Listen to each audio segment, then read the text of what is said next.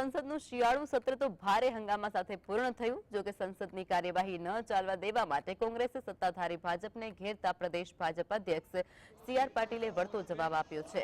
પ્રદેશ કોંગ્રેસ અધ્યક્ષ શક્તિસિંહ ગોહિલે કહ્યું હતું કે ઇતિહાસમાં પહેલી વખત સંસદ ન ચાલે તે માટે સત્તાધારી પક્ષે જ પ્રયાસો કર્યા હતા અને આ આક્ષેપને કેન્દ્રીય પ્રધાન સી.આર. પાટીલે ફગાવતા કહ્યું હતું કે શક્તિસિંહ નાગરિકોને ગેરમાર્ગે દોરવાનો નિષ્ફળ પ્રયાસ કરી રહ્યા છે।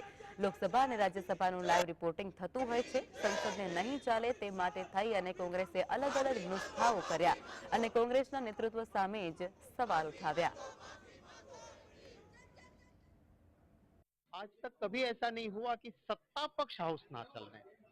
ये पहली बार विंटर सेशन में हुआ कि कई दिनों तक सत्ता पक्ष ने कोई मुद्दा नहीं था, फिर भी हाउस नहीं चलने दी। કોંગ્રેસે અધ્યક્ષના ડાયસ ઉપર ચડીને પણ જે રીતે વાંદરવેળા કર્યા હતા એ પણ લોકોએ જોયા છે।